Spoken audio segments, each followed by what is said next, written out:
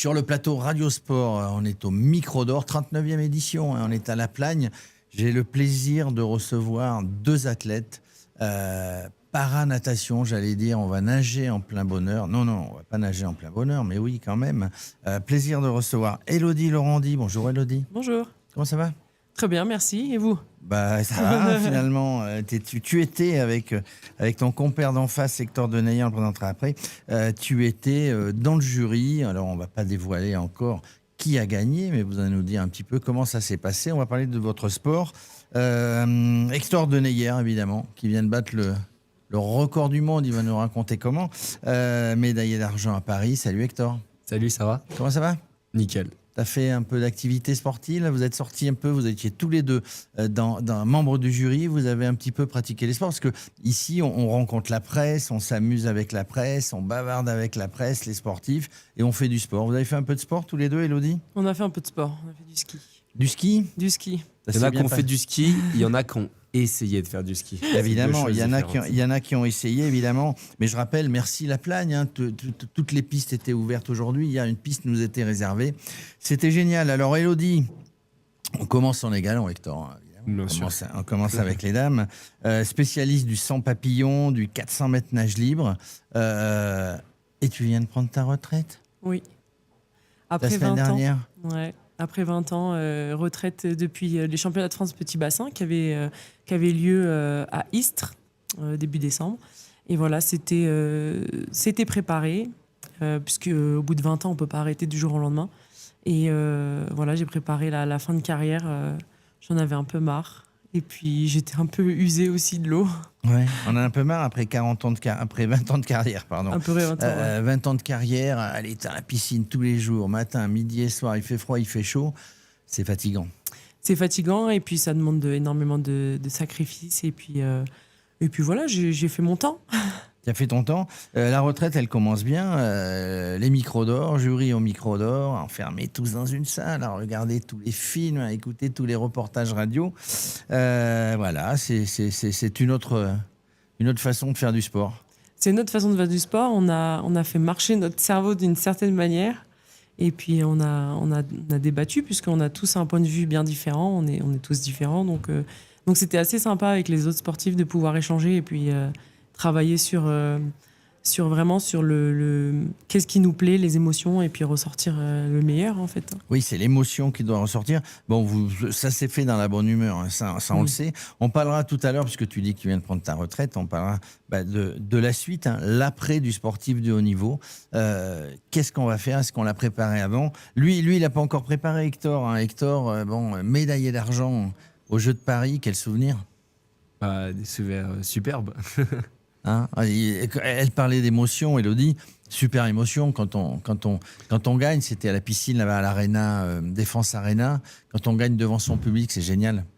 Quand t'es deuxième, tu gagnes pas. Non, excuse-moi, mais quand on court devant, excuse-moi, t'as raison. Quand on court devant son public, c'est génial quand même. On est porté par le public. Bien sûr, ouais. T'étais pas loin de la médaille d'or quand même. Hein. Non, oui, c'est sûr. Après, les émotions, elles étaient folles. On sait qu'on le revivra plus. Enfin, même si à LA, j'ai bon espoir d'avoir une piscine encore remplie. On aura plus 14 ou 15 000 Français derrière nous dans ce même stade. Mais non, une expérience super, hyper riche. Moi, je me suis mis à fond à nager parce que justement, je voulais faire les Jeux de Paris. Et je pense que l'objectif a été rempli. Et quand on termine comme ça, on termine sur une belle médaille d'argent, quoi qu'il arrive, on n'a pas gagné, excuse-moi, du lapsus. Mais est-ce qu'on a envie de se remettre dans la piscine tout de suite derrière ? Tu disais hier que c'est pas facile. J'ai pas fini sur l'argent parce que j'ai fait une de bronze derrière. D'accord. Sur le 204 nage. Mais ouais, on s'est pris 2 mois de vacances. Mais le premier entraînement, tu fais un aller-retour et je me suis arrêté et je me dis, ça sert à rien. Pourquoi je fais ça ? C'est inutile. Ça sert à rien, c'est inutile. Et quelques mois après, un petit peu plus de 12 mois, tu bats le record du monde. Exactement. La semaine dernière. Au championnat de France, je crois. Ouais, au championnat de France, du coup, record du monde en petit bain à Istres. Voilà, enfin. Non, mais sans presque l'avoir préparé. Un petit peu quand même. Je sais pas. Non, mais. Tu l'avais dans la tête ? Je l'avais dans la tête depuis la fin des championnats du monde à Singapour, quand j'ai vu comment je performais. J'ai pris le choix de ne pas prendre de vacances, contrairement à tous mes camarades de l'équipe. Et c'est vrai qu'au fur et à mesure de l'avancée jusqu'au France Petit Bain, je nageais de moins en moins vite. La période était de plus en plus difficile. J'en avais marre. Ça fait 12 mois que j'ai pas pris de vacances. Maintenant, je le suis. Ça fait du bien. Vacances. Mais après, je parlais avec Guillaume qui est juste derrière toi. Et je lui dis, en fait, moi, je suis un compétiteur. J'aime pas spécialement m'entraîner. Mais voilà, quand je récupère un peu et que j'arrive derrière le plot le jour de la compète, c'est deux choses différentes. Et bien que l'entraînement et la planification ne soient pas passées comme on l'espérait avec Ramzi, j'ai su être le plus performant possible. Tu étais le plus performant. Alors là, pour le coup, tu as gagné. On ne sait pas quand on bat un record combien de temps ça va tenir. Mais enfin, tu seras de toute manière, ça sera gravé dans le marbre. Tu seras pour toujours recordman du monde. Il va tenir jusqu'à ce que je nage plus vite. Hein. Oui, tu vas le battre évidemment. Donc là, les vacances, on vient au Micro d'Or. On est avec les autres sportifs. Tu étais dans le jury. On va faire du sport avec les journalistes, avec les partenaires. C'est plutôt sympa comme les vacances. Non, ouais, franchement, c'est cool. Je sais pas, tu veux dire un mot plus particulièrement? Mais elle m'a dit que c'était cool, que c'était sympa, évidemment. Tout à l'heure, on va voir, puisque vous avez été jury, on aura tous les résultats. Élodie, j'ai lu aussi que tu faisais du para-aviron. Donc, tu fais plusieurs sports à la fois, toi. En fait, en 2019, quand j'ai eu 2018-2019, j'ai eu une petite coupure parce que les entraînements devenaient un peu trop, ennuyants. Barbatif.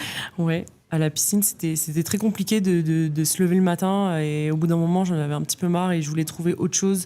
Je voulais trouver un amusement différent en fait. Je voulais vraiment trouver autre chose, essayer de pouvoir partager en fait un autre sport avec des gens parce que c'est vrai que quand on est dans la piscine, on se parle à soi-même. Hein. Oui. On a la tête sous l'eau, on a le coach. On entend un peu le coach qui crie. On entend un peu le coach où on le voit faire des gestes. Mais c'est vrai que voilà, je voulais tester autre chose, ça m'intéressait. J'ai été au championnat du monde où j'ai fait 3e dans un bateau où on était mixte, on était plusieurs. J'ai qualifié la coque pour Tokyo parce qu'en fait en aviron on qualifie d'abord le bateau avant de qualifier les athlètes. Après, on ne sait pas qui sera sur le... Exactement. Et donc c'est vrai que c'était vraiment c'était amusant et au bout d'un moment je me suis un petit peu perdue parce que je me suis pas trop retrouvée après avoir fait plusieurs jeux, plusieurs médailles. Je voulais vraiment ce côté perf que je retrouvais pas en aviron et puis on est plusieurs dans un bateau donc on peut pas vraiment dire ce que l'on pense et c'était un petit peu ce côté dur que j'avais du mal à accepter et puis après il y a eu le report des jeux donc là voilà j'ai complètement arrêté les deux hein. J'avais arrêté de nager, j'avais arrêté aussi de faire de l'aviron et puis j'ai eu une petite fille entre temps donc du coup ça a bien stoppé le truc quand même. Ça a tout stoppé, mais tu as repris après. Mais on verra, puisqu'on verra ce qu'on fait après une carrière de sportif de haut niveau, mais peut-être que l'aviron aura toute sa place. On ne sait pas, tu vas nous le dire. Hector, il y a deux fois, elle a dit un mot qui est important. Elle a dit « je m'amusais » ou « je ne m'amusais plus ». Et c'est amusant. C'est-à-dire qu'on fait un sport avec passion, mais aussi on s'amuse, autrement c'est pas sympa. Je sais pas, mais en tout cas, moi je suis particulier hein, comme personne, mais moi en tout cas le matin, me lever à 6h, aller à l'entraînement, c'est pas un plaisir. C'est pas un plaisir, ouais. Mais à côté de ça, on s'amuse avec l'équipe, on s'amuse avec tout le monde, on s'amuse à retrouver d'autres sportifs. Si on ne fait pas ça avec une passion qui est au fond de soi, même si ça t'embête d'aller tous les matins à la piscine, il faut qu'on y trouve quelque chose, il faut qu'on s'amuse quand même un petit peu. Après oui, c'est ça, faut s'attacher à d'autres choses. Moi c'est sûr que je me dis, je vais nager avec mes potes. On arrive même le matin, en fait 7h pour nous, c'est pas tôt, donc on a l'habitude. On rigole et puis de plus en plus on essaye de se taquiner, d'avoir beaucoup d'humour entre nous pour en fait faire passer ces moments-là qui sont chiants pour des bons moments. Après voilà, moi je suis hyper compétiteur, j'aime pas l'entraînement, mais je sais que je m'entraîne plus que les autres et le jour où j'arrive en compète, que je suis derrière le plot, je suis performant et sur ces 2 dernières années, je pense que ça a plutôt fait le job. Ça fait le job. Tu as quand même dit que tu t'amusais et que vous aviez beaucoup d'humour avec tes potes. Élodie, pour terminer, donc l'aviron, suite. Et donc, on arrête la carrière de sportif de haut niveau. Derrière, il faut bien faire quelque chose. On va s'occuper, on va aussi gagner sa vie. Donc l'aviron a peut-être une petite place. Oui, l'aviron a une grande place même, puisque c'est un projet futur. J'ai déjà été contactée pour rentrer dans les bateaux en équipe de France, mais je leur ai dit mollo lastico, parce que alors ça, c'est l'expression de ma fille, voilà.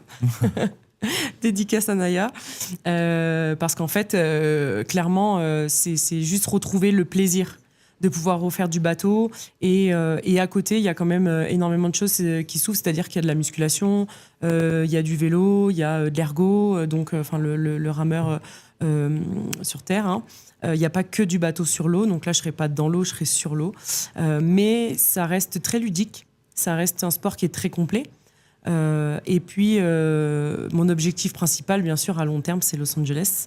Il y a des bateaux qui se sont ouverts, qui n'existaient pas avant, dont le 2 de couple, donc avec un garçon qui a déjà fait des Jeux Olympiques et qui malheureusement a eu une maladie et maintenant est dans le bateau, dans le double. Donc mon but, c'est de pouvoir monter dans le bateau avec lui et de pouvoir aller chercher une belle médaille à LA. Ça serait vraiment quelque chose en tout cas, que j'ai au fond de mon cœur et que j'ai envie de mettre en place. Et puis, avant tout, à côté, je suis en train de mettre en place aussi ma vie, puisque je dois faire manger une petite fille quand même, accessoirement. Donc, je suis littérapeute. C'est libération des émotions et des énergies. C'est un travail vraiment profond.